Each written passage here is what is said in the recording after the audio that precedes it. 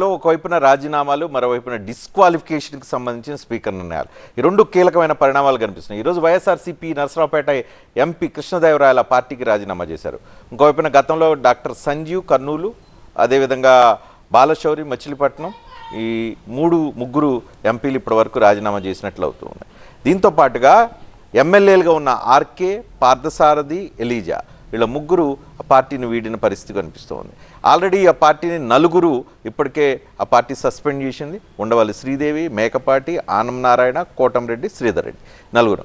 టోటల్గా చూస్తే 7 ఎమ్మెల్యేలు, 3 ఎంపీలు వైఎస్ఆర్సీపీ నుంచి బయటకు వచ్చినట్లుగా మనకు అర్థమవుతుంది. ఇంకోవైపున గంటా శ్రీనివాసరావు రాజీనామాను గతంలో టీడీపీ ఎమ్మెల్యేగా ఉన్న గంటా శ్రీనివాసరావు రాజీనామాను ఆమోదించారు. అదేవిధంగా పార్టీ ఇప్పుడు ఏవైతే చెప్పామో ఆ నలుగురు, అదేవిధంగా తెలుగుదేశం పార్టీ నుంచి బయటకు వచ్చిన 3 వాళ్ళ అందరికీ కలిపి డిస్క్వాలిఫికేషన్ నోటీసులను స్పీకర్ ఇష్యూ చేసిన పరిస్థితి కనిపిస్తోంది.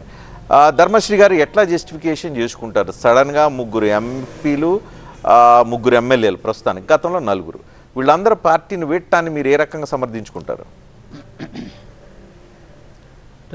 ఇప్పుడు ఎంపీలు ఇప్పుడు అక్కడ ఉన్నటువంటి సామాజిక పరిస్థితులు పెట్టి, రిపోర్ట్స్ని పెట్టి, పెర్ఫార్మెన్స్ని పెట్టి కొన్ని నిర్ణయాలు మా నాయకులు జగన్మోహన్ రెడ్డి గారు నిర్ణయాలు తీసుకున్నారు. ఎందుకంటే గెలిపే ముఖ్యంగా, రేపు గెలవాలి, ఎట్టి పరిస్థితుల్లో గెలవాలి కాబట్టి కొన్ని నిర్ణయాలు తీసుకున్నప్పుడు వాళ్ళకి ఆ అభిప్రాయం రుచించక కృష్ణదేవరాయలు అవ్వచ్చు, లేదంటే బాలశౌరి అవ్వచ్చు, ఇలాగ వాళ్ళు రాజీనామా చేశారు ఎంపీలు.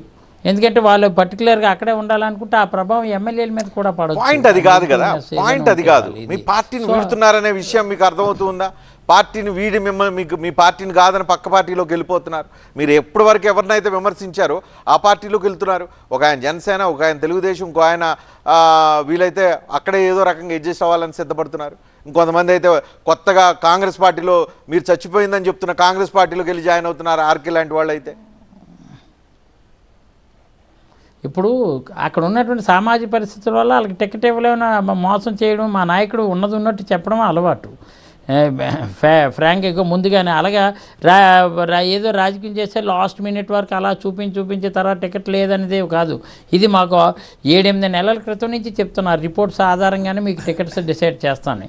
ఆ ఆస్పెక్ట్ వాళ్ళు 3 వేరే ఏ పార్టీకి వెళ్తారా ఇంకా వాళ్ళ ఇష్టం. ఎందుకంటే స్వార్థంగా వాళ్ళు ప్రజాక్షేత్రంలో ఉండాలి కాబట్టి ఏదో పార్టీలోకి వెళ్ళిపోవాలనుకుంటే వెళ్ళనియండి, గెలుస్తారు లేదు మీరే చూస్తారు.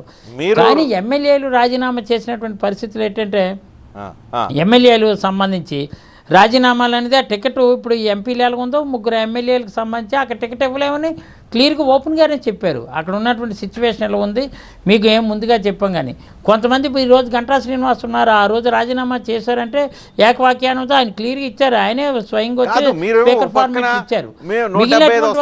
ఇంకోవైపు మీ పార్టీ నుంచి వెళ్ళిపోతున్నారు కదా, మరి ఏం మెసేజ్ పంపిస్తున్నారు మీరు? సార్ మా పార్టీలో కావాల్సినటువంటి పోటీకి కోకొల్లలుగా చాలామంది ఉన్నారు సార్. ఒకరు వెళ్ళిపోయినంత మాత్రం పార్టీ ఇదైపోదు సార్. రియల్గా రజనీ గారు ఫ్రాంక్గా చెప్తాను, మాకేంటంటే ఇంకే తెలుగుదేశానికి టికెట్ ఇవ్వడానికి నిజంగా మా దగ్గర లేక మాకు పనికి రాలేని వాళ్ళు అందరూ వాళ్ళు తీసుకుంటున్నారంటే అర్థం ఏంటి? వాళ్ళకి టికెట్ తీసుకోవడానికి ఎవరు ముందుకు రాకే కదా వీళ్ళు తీసుకుంటున్నారు. లేకపోతే వైకాపాలో ఉన్నటువంటి వాళ్ళు పనికి రారు అని అన్నటువంటి వాళ్ళు ఎందుకు తీసుకుంటున్నారు అంటే వాళ్ళ దగ్గర టికెట్లకి ఖాళీ క్యాండిడేట్లే నిలబడడానికి. ఇది ఒకటి. రెండోది, ఇక్కడ ఉన్నటువంటి స్పీకర్ గారు కొంతమందిని ఏమో ఈవేళ నోటీసులు ఇష్యూ చేశారంటే ఇది మేము చెప్పడం వల్ల నోటీసులు కాదు, తెలుగుదేశం నుంచి వచ్చినటువంటి వాళ్ళు సస్పెండ్ చేయమని తెలుగుదేశం పార్టీ ఆ రోజు చెప్పింది. వాళ్ళు సస్పెండ్ చేసేయండి, మా పార్టీ నుంచి అక్కడ వెళ్ళిపోయారు, వాళ్ళు కండువాలు వేసుకున్నారు, వాళ్ళు సస్పెండ్ చేయండి అని.